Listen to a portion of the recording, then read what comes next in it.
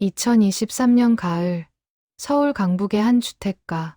30년을 한자리에서 살아온 박 씨, 집안의 어두운 그림자가 드리워지기 시작했다. 2층 양옥집 2층 안방에서는 칠순을 넘긴 박정숙 할머니가 창밖을 바라보며 긴 한숨을 내쉬고 있었다. 한때 동네에서 가장 활기찬 여성으로 통했던 그녀였다.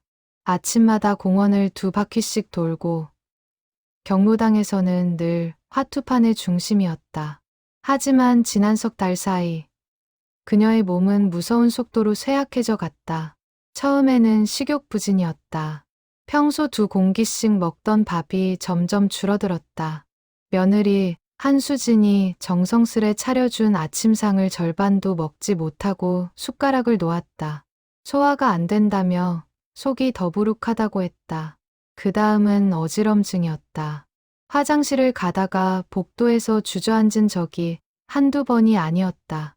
그러다 한 달 전부터는 아예 침대에서 일어나지 못하게 되었다. 어머니, 병원에 가셔야 해요. 며느리 수진의 목소리에는 절박함이 배어 있었다. 하지만 박정숙은 고개를 저었다. 병원을 워낙 싫어하는 성격이었다. 주사 한 대 맞는 것도 극도로 거부했다.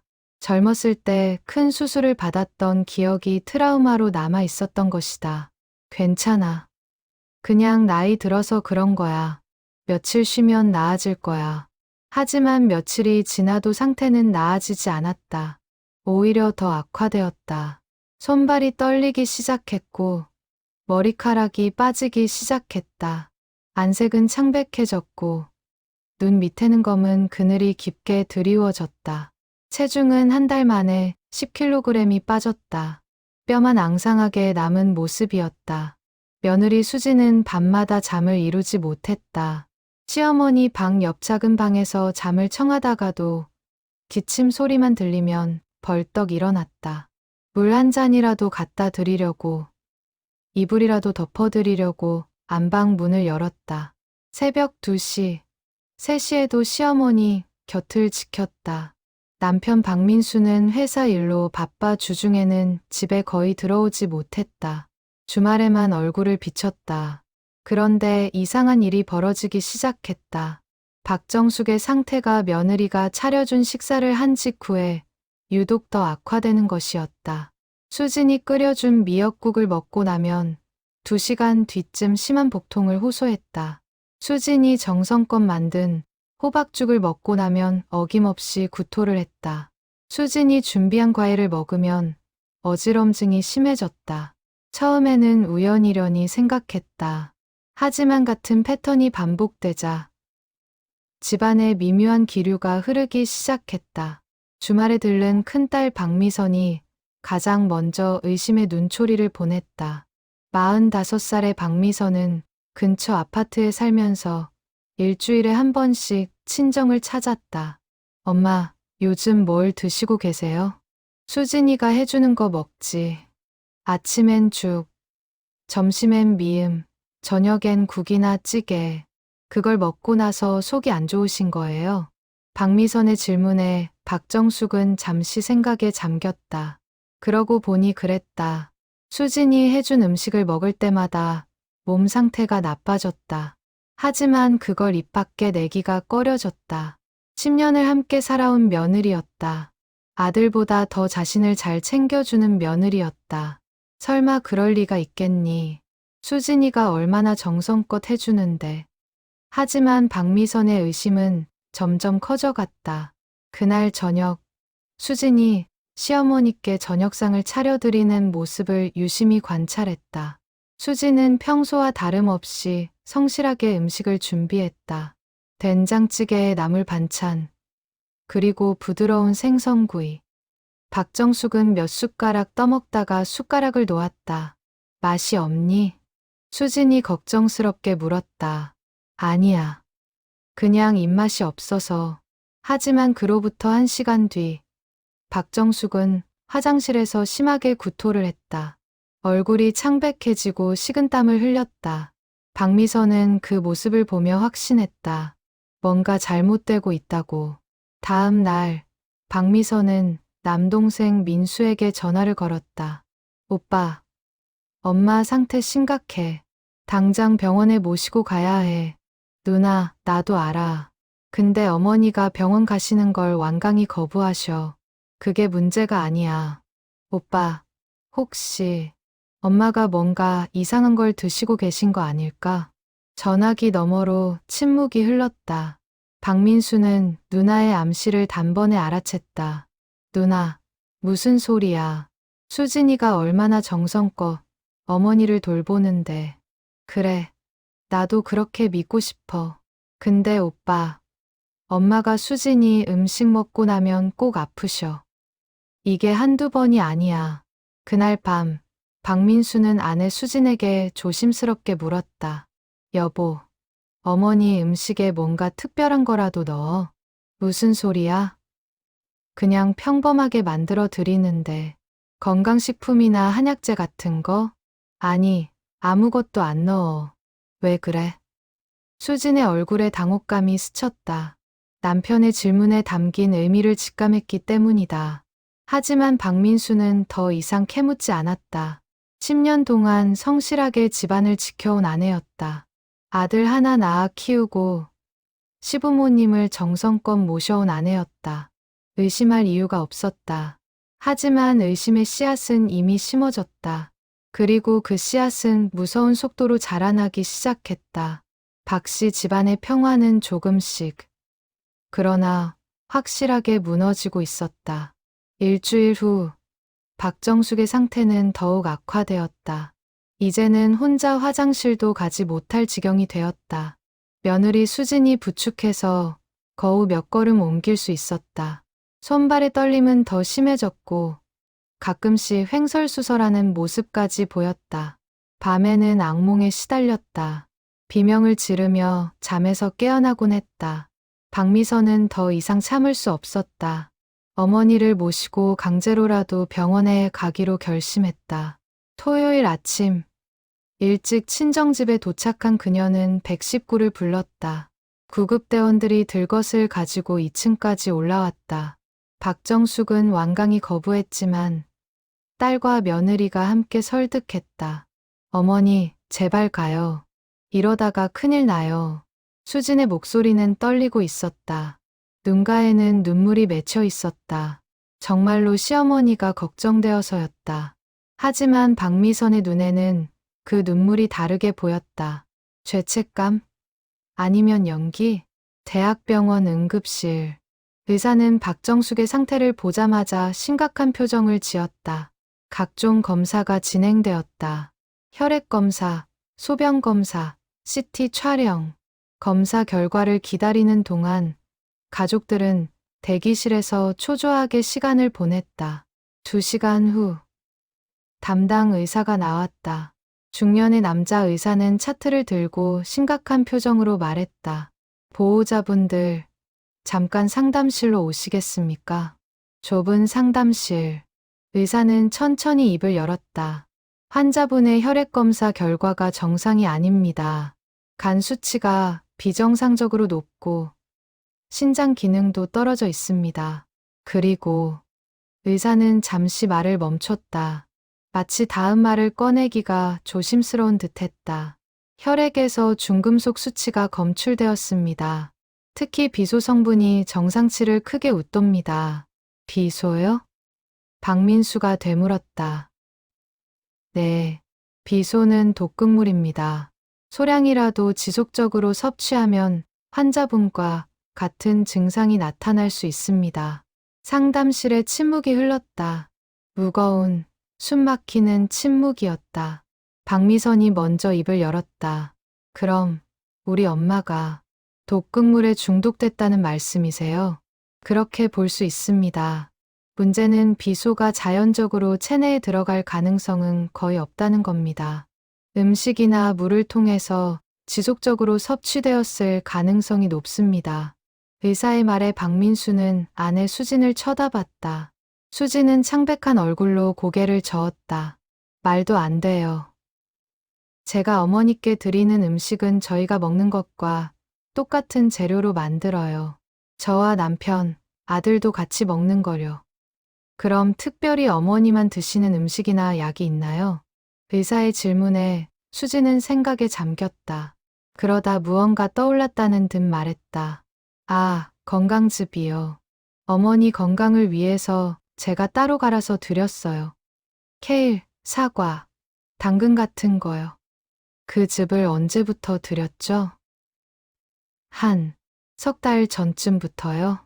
박미선과 박민수가 동시에 수진을 쳐다봤다.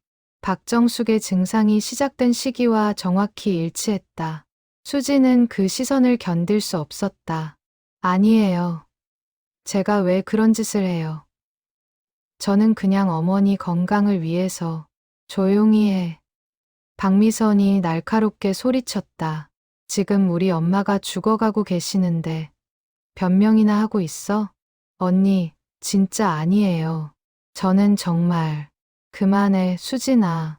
박민수가 아내의 말을 막았다. 그의 목소리는 차갑고 단호했다.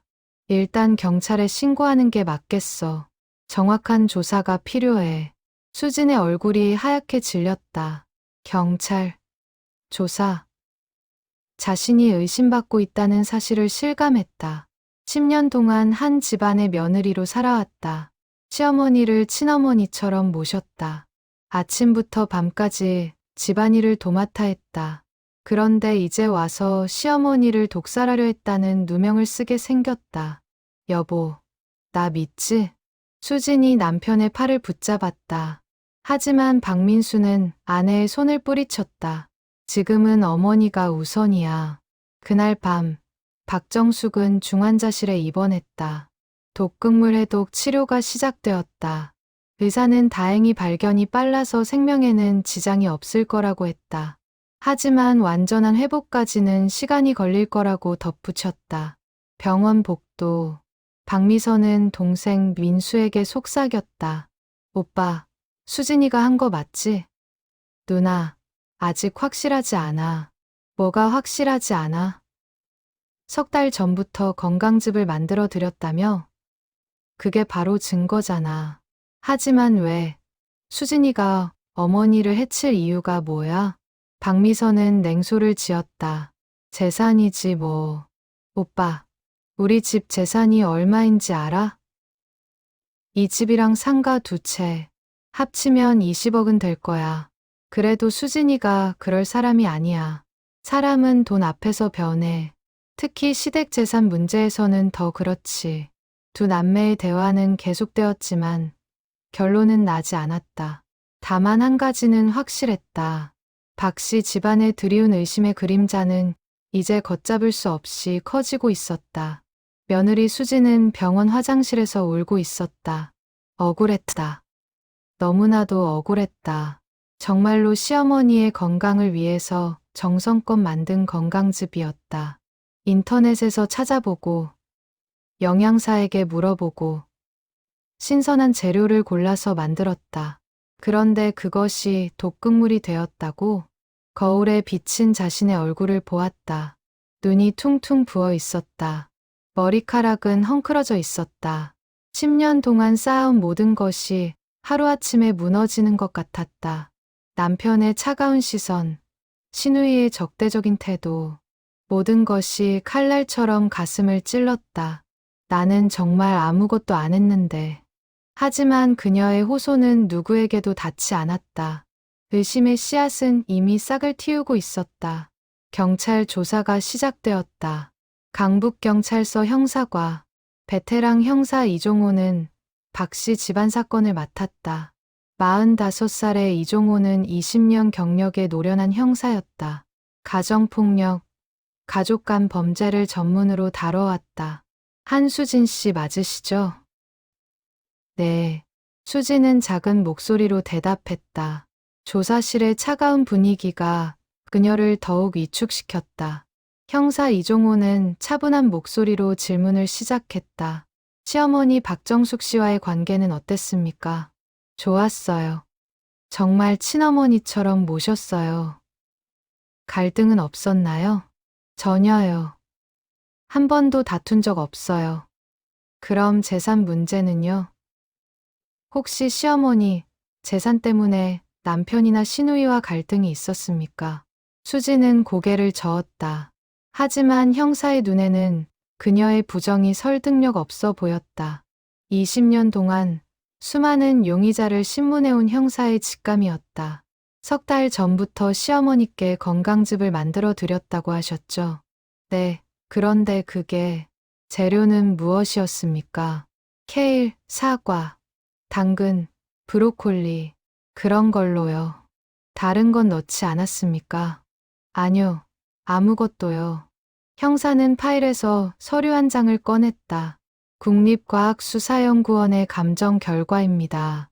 당신 집 주방에서 압수한 믹서기에서 비소 성분이 검출되었습니다. 수진의 얼굴이 창백해졌다.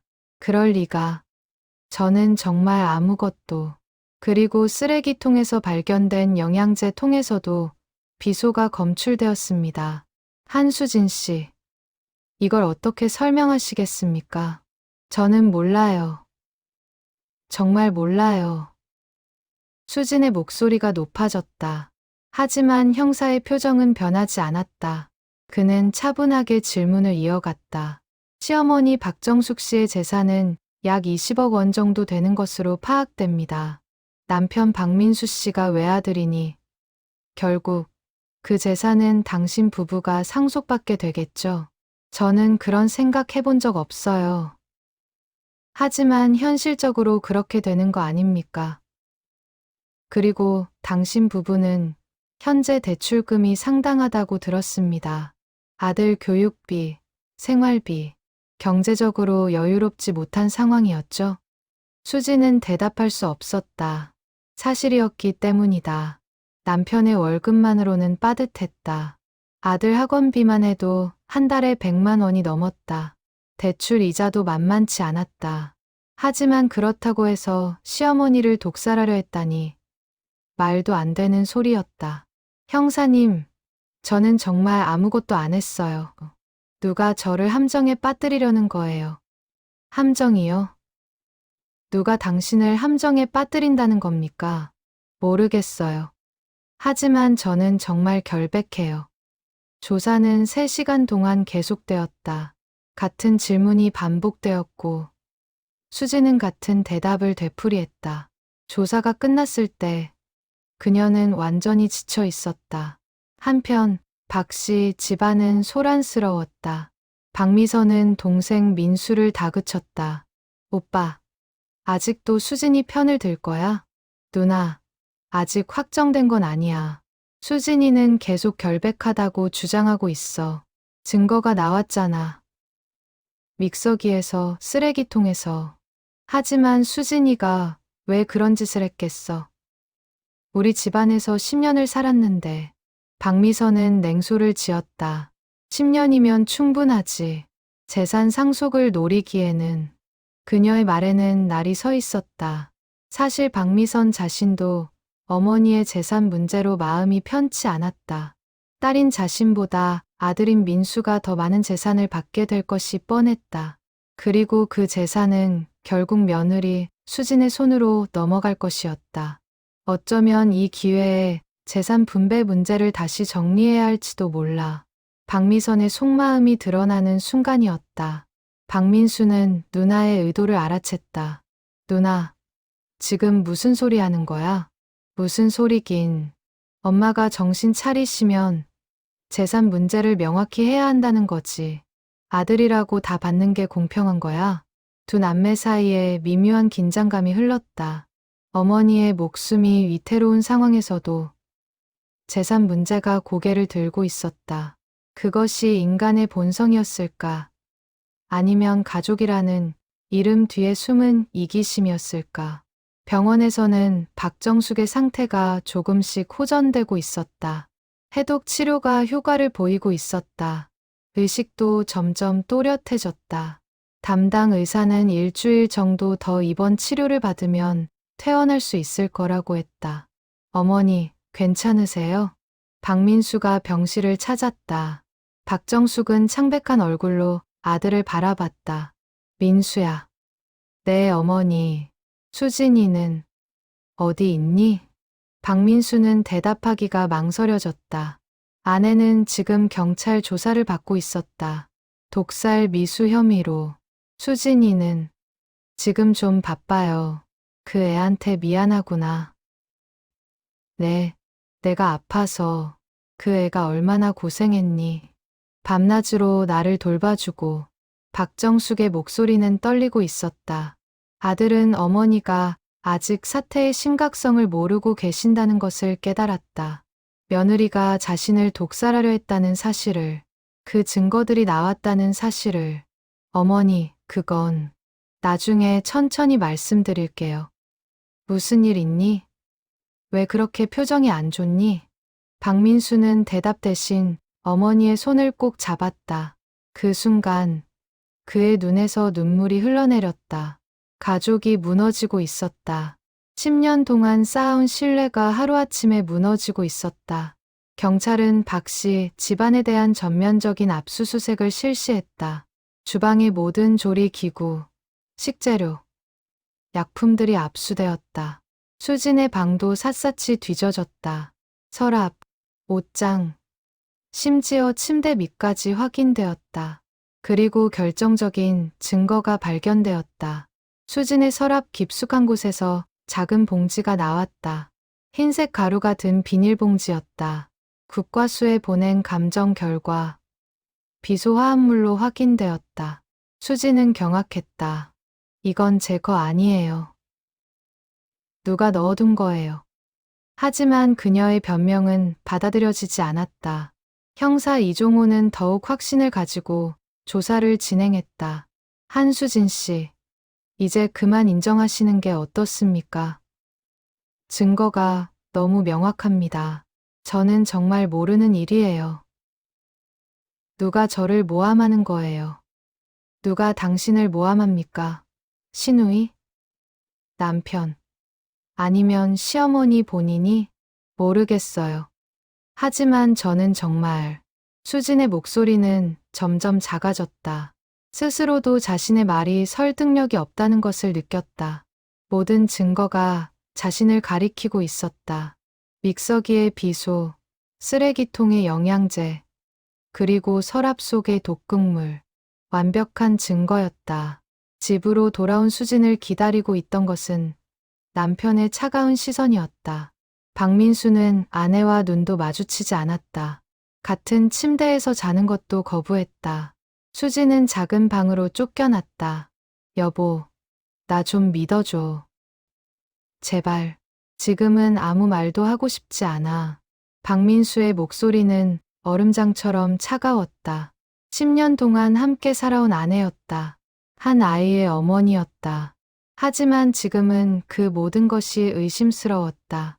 혹시 처음부터 재산을 노리고 다가온 것은 아니었을까? 10년이라는 시간이 단지 기회를 엿보기 위한 준비 기간은 아니었을까? 다음 날, 박미선이 집을 찾아왔다.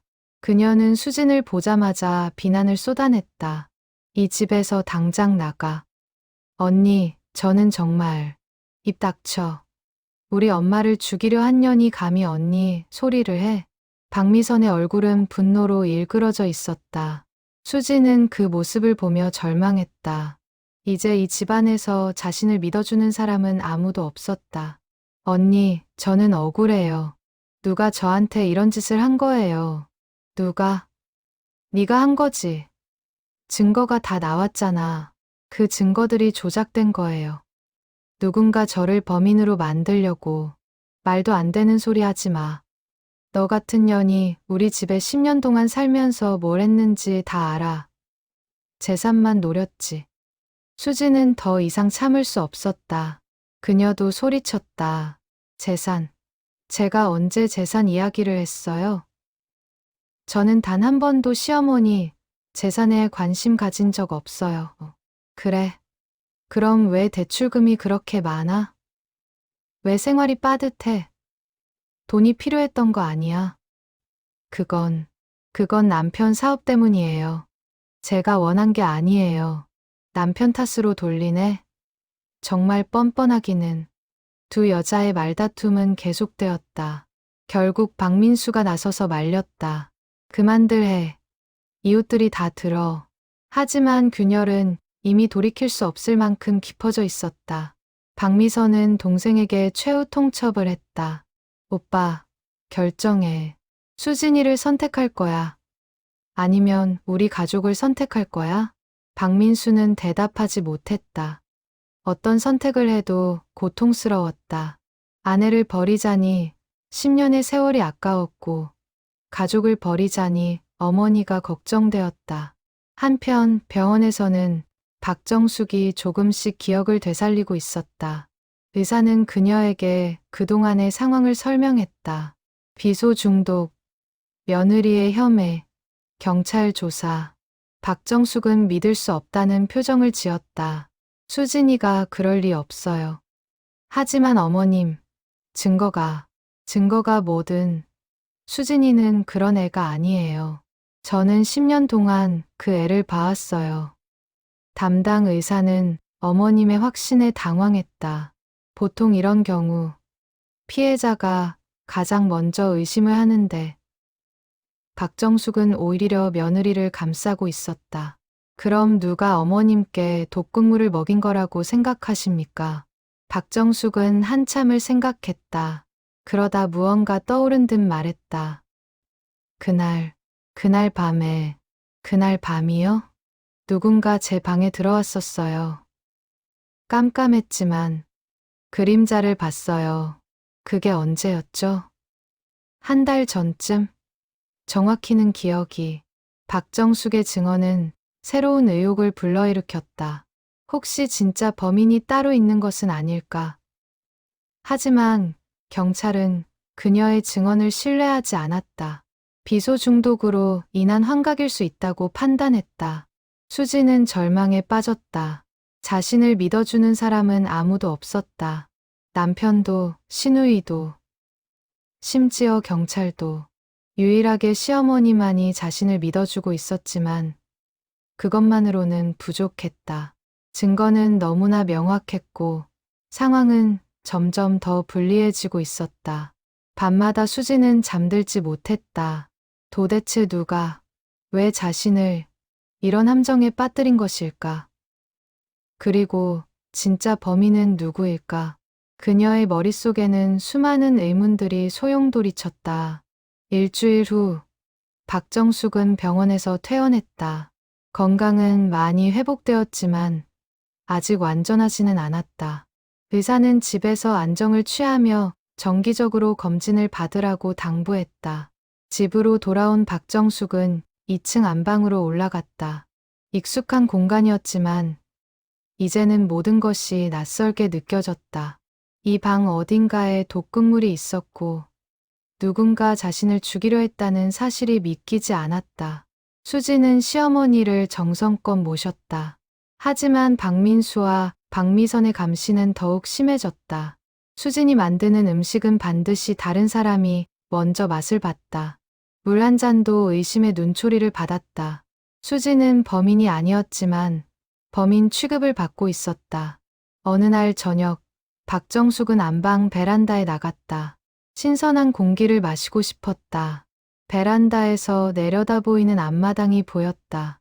그때 그녀의 시선이 한 곳에 멈췄다. 베란다 천장 모서리에 작은 카메라가 설치되어 있었다. 저게 뭐지? 박정숙은 가까이 다가가 카메라를 살폈다. CCTV였다. 언제 설치된 것일까? 그녀는 기억을 더듬어 보았다. 3달 전쯤 남편이 살아있을 때 방범용으로 설치한 것 같았다. 하지만 남편이 돌아가시고 나서는 까맣게 잊고 있었다. 이걸로 녹화가 되는 건가? 박정숙은 서둘러 아들 민수를 불렀다. 민수야, 베란다에 CCTV가 있는 거 알았니? CCTV요? 아, 그거 아버지가 설치하신 거 맞죠? 그럼 녹화된 영상이 어딘가에 저장되어 있을까? 박민수의 눈이 커졌다. 그는 즉시 그 의미를 이해했다. 만약 녹화가 되고 있었다면 지난 3달 동안의 영상이 남아있을 수도 있었다. 그리고 그 영상에는 진실이 담겨 있을지도 몰랐다. 제가 확인해 볼게요. 박민수는 아버지 방에 있던 오래된 컴퓨터를 켰다. CCTV 녹화 프로그램이 설치되어 있었다. 그는 진한석 달치 영상을 검색했다. 놀랍게도 모든 영상이 저장되어 있었다. 어머니, 영상이 다 있어요. 박정숙과 박민수는 숨을 죽이고 영상을 재생하기 시작했다. 화면에는 안방 베란다가 보였다. 각도상 안방 문까지 일부 보였다. 시간을 빨리 돌렸다. 낮 시간에는 별다른 움직임이 없었다. 수진이 빨래를 널고 청소를 하고 시어머니를 돌보는 모습이 보였다. 그런데 밤 시간대 영상이 이상했다. 자정이 넘은 시각, 박정숙이 잠든 후 누군가 안방 문을 조심스럽게 열고 들어오는 모습이 포착되었다. 어둠 속이라 얼굴은 보이지 않았지만 체형과 옷차림으로 추정할 수 있었다. 저 사람은 박민수의 얼굴이 창백해졌다. 화면 속 인물은 수진이 아니었다. 키가 더 컸고 체형도 달랐다. 그는 영상을 멈추고 다시 재생했다. 그리고 다른 날짜의 영상도 확인했다. 같은 패턴이 반복되었다. 일주일에 두세 번, 자정 무렵, 누군가 안방에 몰래 들어갔다. 그리고 10여 분 후 다시 나왔다. 박민수는 손이 떨렸다.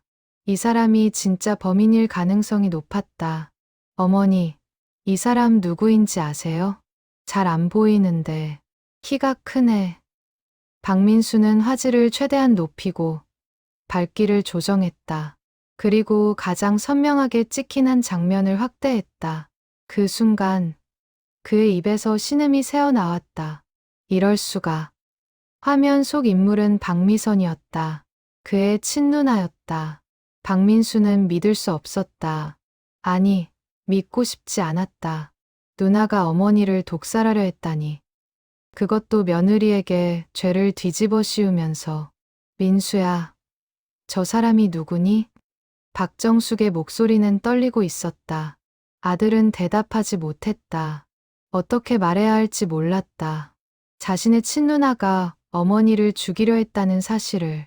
재산 때문에. 어머니, 저는 잠깐 나갔다 올게요. 박민수는 영상 파일을 USB에 복사했다. 그리고 경찰서로 향했다. 형사 이종우에게 영상을 보여줬다. 형사는 영상을 보더니 심각한 표정을 지었다. 이거 대단한 증거네요. 즉시 조사에 들어가겠습니다. 그날 밤 박미선은 경찰에 연행되었다. 그녀는 완강히 부인했다. 말도 안 돼. 제가 왜 우리 엄마를 해쳐요. 영상에 다 나와 있습니다. 자정 넘어서 어머니 방에 들어가신 거 맞죠? 그건 엄마가 편찮으셔서 확인하러 간 거예요. 일주일에 두세 번씩 자정해요? 그것도 몰래? 박미선은 말문이 막혔다. 형사는 더 강하게 압박했다. 박미선 씨, 어머니 재산 때문이죠? 동생이 외아들이라 모든 재산을 상속받게 되니까 그게 못마땅했던 거 아닙니까? 아니에요. 그래서 어머니를 없애고 며느리에게 죄를 뒤집어 씌우려 했죠? 일석이조네요. 어머니도 없애고 며느리도 감옥에 보내고. 박미선의 얼굴이 하얗게 질렸다. 형사의 추론은 정확했다. 그녀는 정말로 재산 때문에 이 일을 벌였던 것이다. 조사실에서 박미선은 결국 자백했다. 눈물을 흘리며 떨리는 목소리로 모든 것을 털어놓았다. 저는 그냥 불공평하다고 생각했어요. 왜 아들이라는 이유만으로 모든 재산을 받아야 해요? 저도 딸인데. 저도 30년 넘게 부모님을 모셨는데. 형사 이종호는 차갑게 물었다. 그래서 어머니를 독살하려 했습니까? 처음엔 그냥 아프게만 하려고 했어요. 병원비가 많이 들면 재산이 줄어들 테니까요. 그럼 동생이 받을 몫도 줄어들 거라고 생각했어요. 하지만 그게 독살로 이어졌죠. 박미선은 고개를 숙였다. 눈물이 뚝뚝 떨어졌다. 점점 더 심하게 하게 됐어요. 한 번, 두 번. 그러다 보니 멈출 수가 없었어요.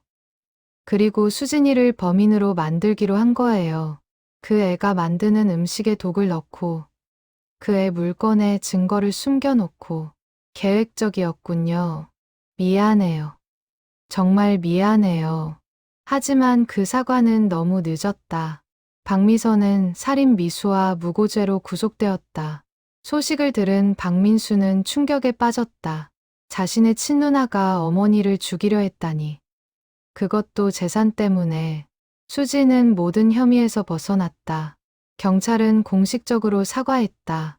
하지만 지난 한 달 동안 받은 상처는 쉽게 아물지 않았다. 남편의 불신, 시누이의 비난, 이웃들의 수군거림, 모든 것이 그녀를 짓눌렀다. 여보, 미안해. 정말 미안해. 박민수는 아내 앞에서 무릎을 꿇었다.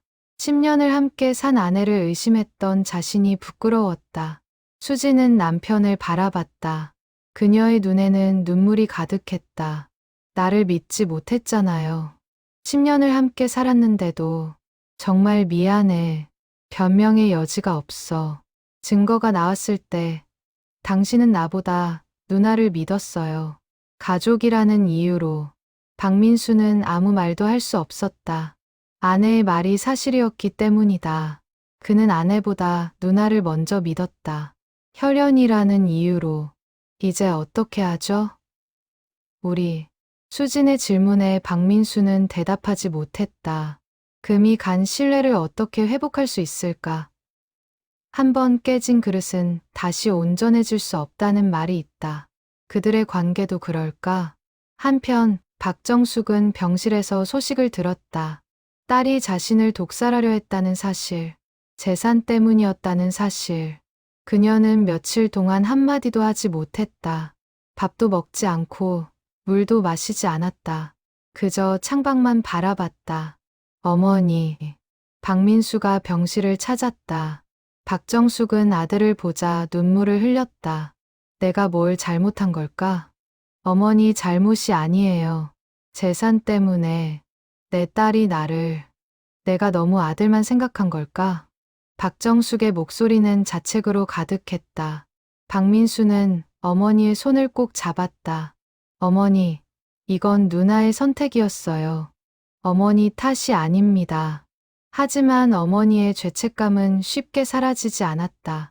그녀는 자신의 양육 방식을 되돌아봤다. 혹시 정말로 아들만 편애했던 것은 아닐까?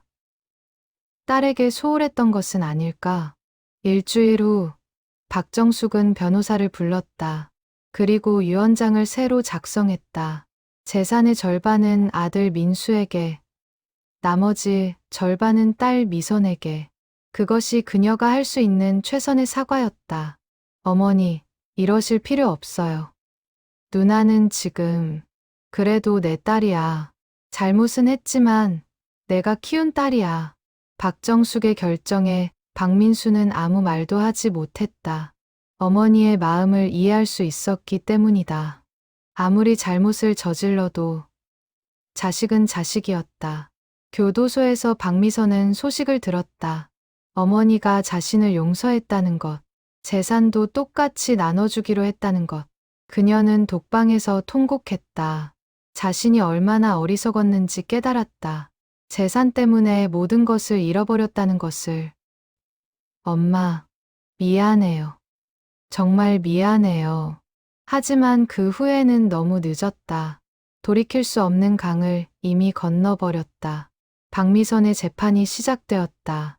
법정에는 가족들이 모두 모였다. 박정숙, 박민수, 그리고 수진. 피고인석에 앉은 박미선은 초췌한 모습이었다. 한 달 만에 몰라보게 야위었다. 검사가 공소장을 낭독했다. 살인 미수 무고, 증거인멸, 죄목만 들어도 무거웠다. 구형량은 징역 12년이었다. 박미선의 변호사는 선처를 호소했다. 피고인은 깊이 반성하고 있습니다. 피해자인 어머니께서도 용서를 표명하셨습니다. 하지만 검사는 단호했다. 계획적이고 지능적인 범행이었습니다. 그리고 무고죄로 무고한 사람을 범인으로 만들려 했습니다. 엄중한 처벌이 필요합니다. 재판은 3시간 동안 계속되었다. 증인 신문, 증거 조사, 최후 진술. 박미선은 최후 진술에서 눈물을 흘리며 말했다. 어머니, 정말 죄송합니다.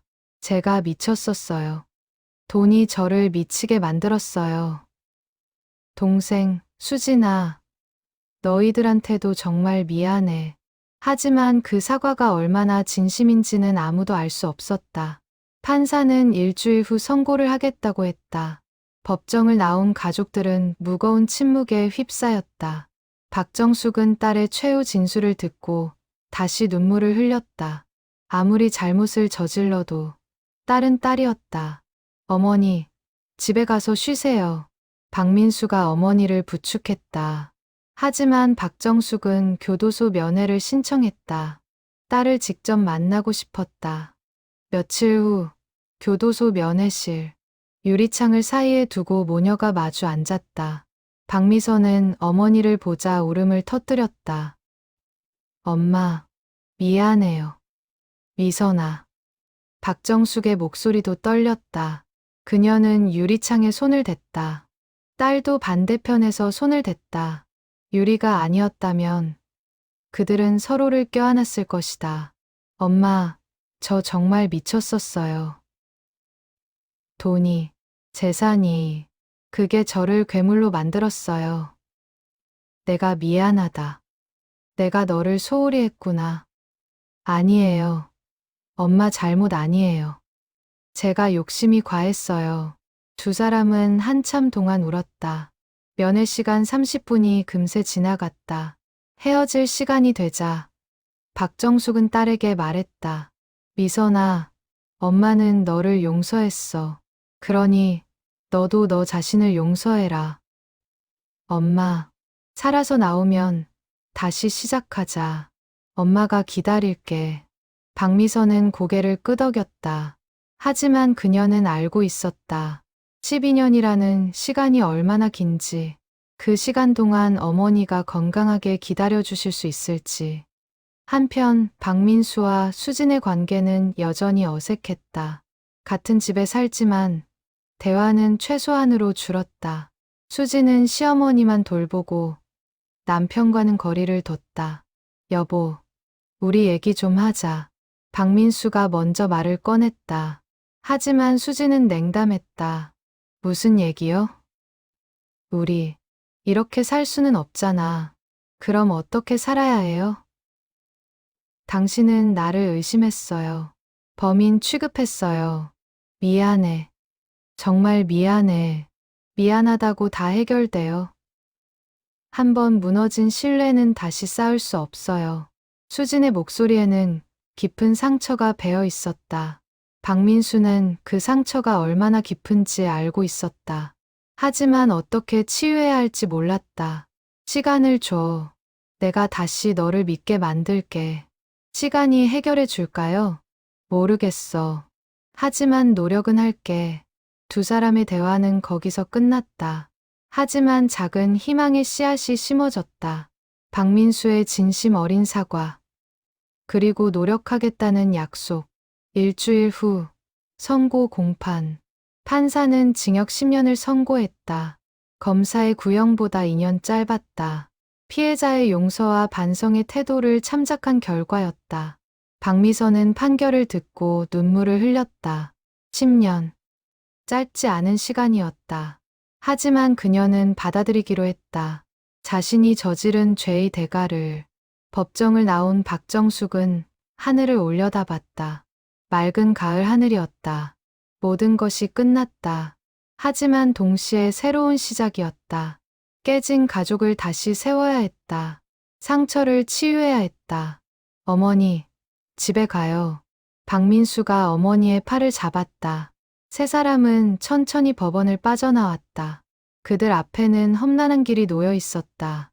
하지만 함께 걸어간다면 언젠가는 치유의 날이 올 것이었다. 재판이 끝나고 한 달이 지났다. 박씨 집안에는 조금씩 평화가 돌아오고 있었다. 하지만 그것은 예전 같은 평화가 아니었다. 상처 위에 새로 자란 살처럼 연약하고 조심스러운 평화였다. 수지는 여전히 시어머니를 정성껏 돌봤다. 아침마다 죽을 끓이고 약을 챙겨 드리고 산책을 함께 했다. 박정숙은 며느리에게 미안한 마음이 컸다. 수진아, 정말 고마워. 괜찮아요. 어머니. 아니야, 괜찮지 않아. 너한테 너무 미안해. 박정숙의 목소리에는 죄책감이 배어 있었다. 자신의 딸 때문에 며느리가 얼마나 고통받았는지 알고 있었다. 어머니, 이제 다 지난 일이에요. 넌 정말 착한 애야. 이런 일을 겪고도 이 집에 남아 있어 줘서. 수지는 미소 지었다. 억지 미소였지만 노력하는 미소였다. 그녀도 이 가족의 일원으로 계속 살아가고 싶었다. 10년이라는 시간이 아까웠다. 박민수는 아내에게 조금씩 다가가려 노력했다. 퇴근 후에는 꼭 집에 들어왔다. 주말에는 가족과 함께 시간을 보냈다. 작은 선물도 자주 사왔다. 수진이 좋아하는 꽃, 케이크, 책. 이거 뭐예요? 그냥 길 가다가 내 생각이 나서. 수지는 남편이 사온 백합꽃을 받아들었다. 그녀의 눈가가 촉촉해졌다. 작은 행동이었지만 진심이 느껴졌다. 고마워요. 아니, 내가 더 고마워. 두 사람은 서로를 바라봤다. 여전히 어색했지만 예전보다는 가까워진 것 같았다. 조금씩, 천천히 그들은 다시 서로를 향해 걸어가고 있었다. 어느 일요일 오후, 가족 3명은 근처 공원으로 산책을 나갔다. 박정숙은 아들과 며느리 사이를 걸으며 말했다. 이렇게 함께 나오니까 좋네. 네, 어머니. 날씨도 좋고요. 가을의 공원은 아름다웠다. 단풍잎이 떨어지고 햇살이 따뜻했다. 그들은 벤치에 앉아 한참을 말없이 풍경을 바라봤다. 민수야. 네, 어머니. 미선이 만나러 갈 거지? 네. 이번 주에 갈 예정이에요. 나도 같이 가고 싶은데 괜찮겠니? 박민수는 어머니를 쳐다봤다. 박정숙의 눈에는 딸에 대한 그리움이 가득했다. 아무리 잘못을 저질러도 딸은 딸이었다. 물론이죠. 어머니도 같이 가요. 며칠 후, 모녀는 다시 교도소 면회실에서 만났다. 박미선은 어머니를 보자 눈물을 터뜨렸다. 지난 한 달 동안 교도소 생활은 힘들었다. 공동생활, 단체 식사, 제한된 자유, 모든 것이 낯설고 고통스러웠다. 엄마, 보고 싶었어요. 나도 미선아. 많이 힘들지? 네. 하지만 견딜만 해요. 이게 제가 받아야 할 벌이니까요. 박정숙은 딸의 말에 마음이 아팠다.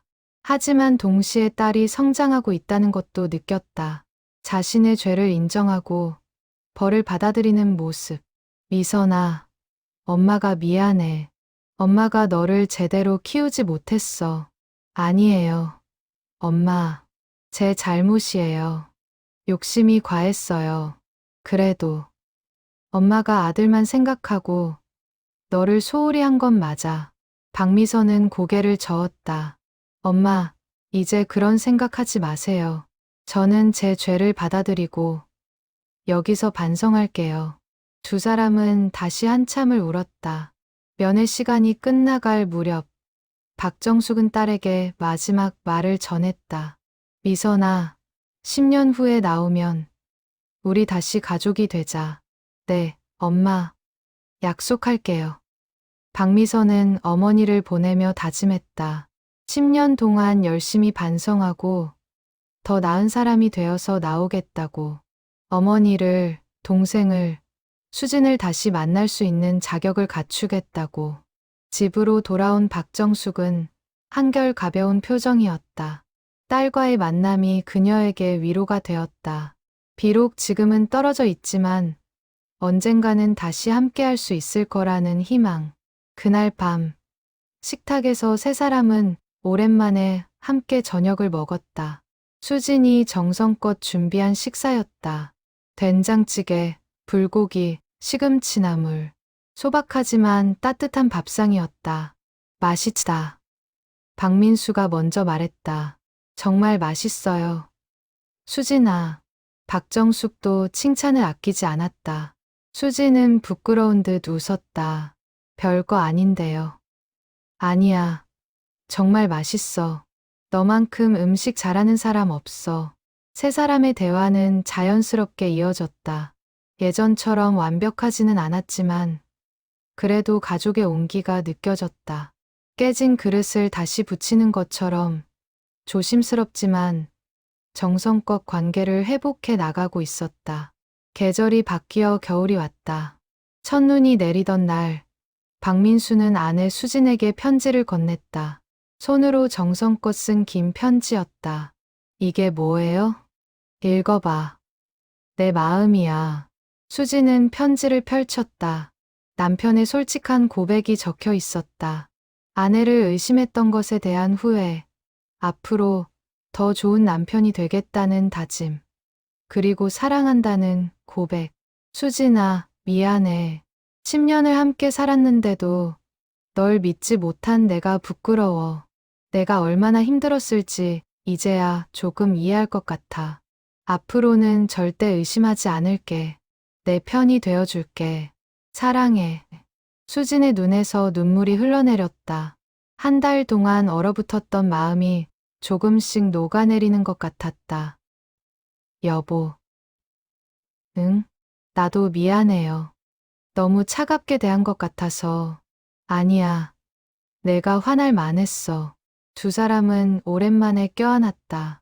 10년 동안 쌓아온 정이 한순간에 무너질 수는 없었다. 상처는 있었지만 사랑도 남아 있었다. 다시 시작하자. 우리, 네, 다시 시작해요. 그날 밤, 두 사람은 오랜만에 진솔한 대화를 나눴다. 그동안 쌓였던 오해들, 서운했던 감정들, 모든 것을 꺼내놓았다. 울기도 하고, 웃기도 하면서 서서히 마음의 짐을 내려놓았다. 며칠 후, 박정숙은 가족 회의를 제안했다. 민수야, 수진아, 할 얘기가 있어. 무슨 얘기세요, 어머니? 재산 얘기야. 두 사람은 긴장했다. 재산 문제가 이 모든 비극을 불러왔기 때문이다. 박정숙은 천천히 입을 열었다. 나는 이 집하고 상가 하나를 팔려고 해.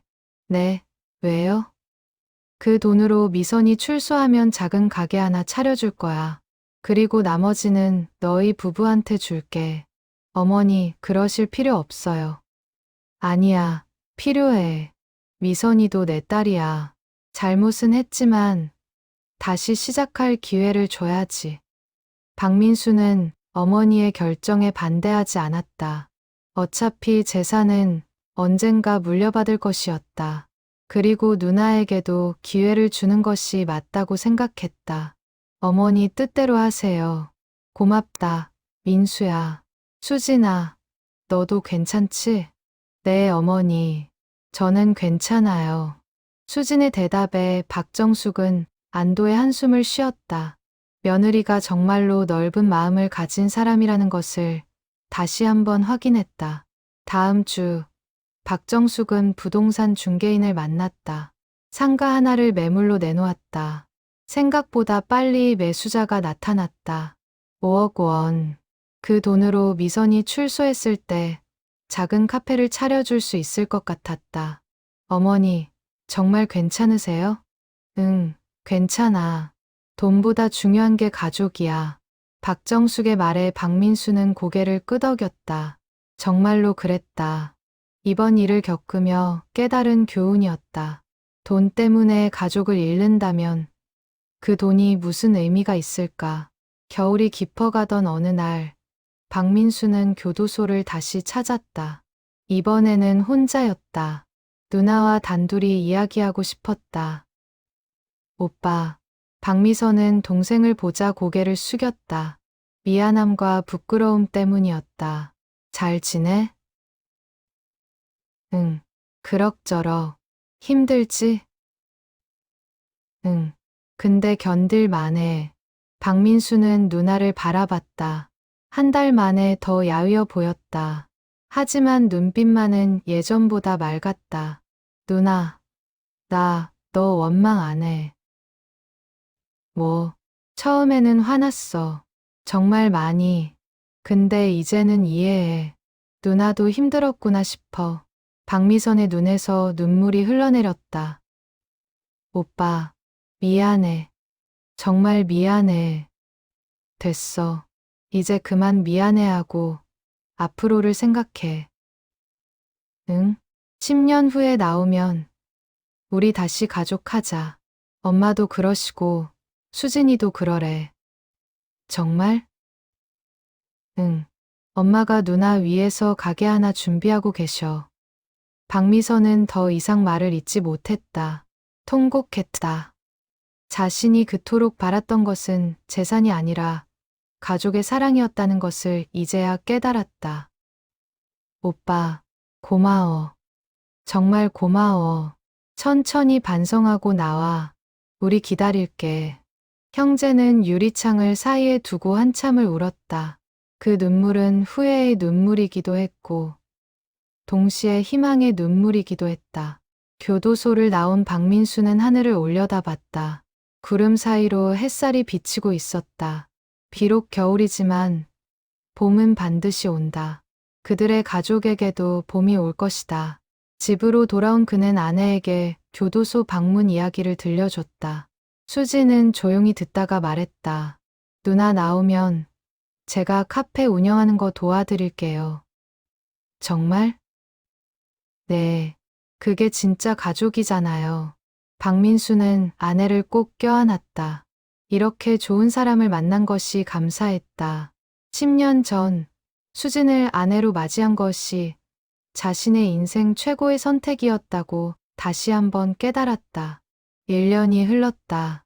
박씨 집안은 많이 안정되었다. 박정숙의 건강도 완전히 회복되었다. 박민수와 수진의 관계도 예전보다 더 돈독해졌다. 시련을 함께 극복하면서 더 단단해진 것이다. 봄이 왔다. 벚꽃이 만개한 4월의 어느 날, 가족들은 교도소를 찾았다. 박미선의 1년 차 면회였다. 그녀는 많이 달라져 있었다. 얼굴에는 평화로움이 깃들어 있었다. 엄마, 오빠, 수진아, 미선아, 건강해 보인다. 응, 이제 적응했어. 그리고 많이 생각했어. 무슨 생각? 내가 얼마나 어리석었는지, 정말 중요한 게 뭔지. 박미선은 특히 수진을 오래 바라봤다. 수진아, 너한테 너무 미안해. 내가 정말 나쁜 짓을 했어. 언니, 이제 괜찮아요. 아니야, 괜찮을 리 없어. 너를 범인으로 만들려고 했잖아. 그것도 계획적으로. 수지는 고개를 저었다. 그래도 용서했어요. 우리 가족이잖아요. 박미선의 눈에서 눈물이 흘러내렸다. 고마워. 정말 고마워. 면회를 마치고 나온 가족들은 근처 식당에서 식사를 했다. 박정숙이 먼저 입을 열었다. 다들 고생 많았어. 괜찮아요. 어머니, 이번 일로 우리 가족이 더 단단해진 것 같아. 돈보다 중요한 게 있다는 걸 배웠지. 박민수와 수지는 고개를 끄덕였다. 정말로 그랬다. 재산 때문에 가족이 무너질 뻔했지만 결국 그들을 다시 일으켜 세운 것은 돈이 아니라 사랑이었다. 어머니, 저희 둘째 가질까 해요. 수진의 말에 박정숙의 얼굴이 환해졌다. 정말? 네. 이제 다시 시작하는 거죠. 우리 가족. 그래. 그거 좋은 생각이다. 식사를 마친 후, 세 사람은 공원을 산책했다. 벚꽃이 바람에 흩날리고 있었다. 아름다운 풍경이었다. 박정숙은 며느리와 아들의 손을 각각 잡았다. 너희 둘 덕분에 내가 산다. 무슨 말씀을. 정말이야. 너희가 나를 용서해줘서, 미선이를 용서해줘서 감사해. 가족인데요. 뭘. 세 사람은 웃으며 걸었다. 그들 앞에는 아직 험한 길이 남아 있었다. 9년 후 박미선이 출소하면 그녀를 다시 가족으로 받아들여야 했다. 쉽지 않은 일이었다. 하지만 그들은 할 수 있을 거라고 믿었다. 사랑으로. 그날 밤, 박민수는 아내와 함께 별을 보았다. 베란다에 나란히 앉아서 별이 참 많네. 그러게요. 수진아. 응? 사랑해. 나도 사랑해요. 두 사람은 손을 맞잡았다. 10년 전 결혼할 때의 설렘이 다시 느껴졌다. 아니, 그때보다 더 깊은 사랑이었다. 시련을 함께 극복했기 때문이다. 우리 아들한테도 말해줘야겠어. 뭐려? 가족이 얼마나 소중한지, 돈보다 중요한 게 사랑이라는 걸. 그러게요. 꼭 가르쳐야죠. 두 사람은 오래도록 별을 바라봤다. 그들의 미래는 불확실했다. 하지만 함께라면 어떤 어려움도 이겨낼 수 있을 것 같았다. 9년 후, 박미선의 출소일이 다가왔다. 가족들은 교도소 앞에서 그녀를 기다렸다. 박정숙은 여든을 바라보는 나이였지만 여전히 건강했다. 박민수와 수진 부부는 이제 두 아이의 부모가 되어 있었다. 그들의 둘째 딸은 올해 8살이었다. 할머니, 고모 언제 나와요? 조금만 기다려. 고모 어떻게 생겼어요? 착하고 예쁜 사람이야. 오전 10시. 교도소 문이 열리고 박미선이 나왔다. 45살의 중년 여성이 되어 있었다. 하지만 얼굴에는 평온함이 가득했다. 엄마, 미선아. 모녀는 10년 만에 제대로 껴안았다. 유리창이 아닌 진짜 포옹이었다. 두 사람은 한참을 울었다. 오빠, 수진아, 고마워. 기다려줘서. 당연하지. 우리 가족인데. 박미선은 조카들에게 인사했다. 안녕. 너희가 민준이, 민서구나. 안녕하세요, 고모. 고모, 예쁘다. 아이들의 순수한 말에 박미선은 웃음을 터뜨렸다. 10년 만에 느껴보는 진짜 행복이었다. 집으로 돌아온 가족들은 함께 식사를 했다. 수진이 정성껏 준비한 음식들이 상에 가득했다. 박미선은 한 숟가락 떠먹고는 눈물을 흘렸다. 맛있어? 응, 너무 맛있어. 많이 먹어. 식사 후, 박정숙은 딸에게 봉투 하나를 건넸다. 이게 뭐예요? 내 가게 계약금이야. 내일부터 수진이가 같이 가게 준비할 거야. 엄마, 정말, 정말 고마워요. 박미선은 다시 눈물을 흘렸다. 10년 동안 꿈꿔온 순간이었다. 가족의 품으로 돌아오는 것, 그리고 새로운 시작. 고맙긴. 우리 가족인데. 그날 밤, 박씨 가족은 오랜만에 모두 모여 이야기꽃을 피웠다. 아이들의 제잘거리는 소리, 어른들의 웃음소리, 그것이 바로 행복이었다. 10년 전 비극으로 시작된 이야기는 이렇게 희망으로 끝을 맺었다. 의심과 배신으로 무너졌던 가족이 사랑과 용서로 다시 일어섰다. 쉽지 않은 길이었다. 눈물도 많았고 고통도 컸다. 하지만 그들은 포기하지 않았다. 며느리가 시어머니를 죽이려 했다는 의심, CCTV가 밝힌 충격의 진실, 진짜 범인은 따로 있었다. 하지만 더 큰 진실은 따로 있었다. 사랑은 모든 것을 이긴다는 것, 용서는 새로운 시작을 가능하게 한다는 것. 박씨 가족의 이야기는 우리에게 묻는다. 정말 중요한 것은 무엇인가? 돈인가? 재산인가? 아니면 사랑하는 사람들과 함께하는 시간인가? 답은 분명하다. 가족보다 소중한 것은 없다. 돈은 잃어도 다시 벌 수 있지만 가족을 잃으면 다시는 되돌릴 수 없다. 그것이 박씨 가족이 10년의 시련 끝에 깨달은 진리였다. 벚꽃이 다시 피는 봄. 박씨 집 거실에는 가족 사진이 새로 걸렸다. 박정숙, 박민수, 수진, 박미선, 그리고 두 아이. 6명의 얼굴에는 모두 미소가 가득했다. 그것이 바로 진짜 행복이었다.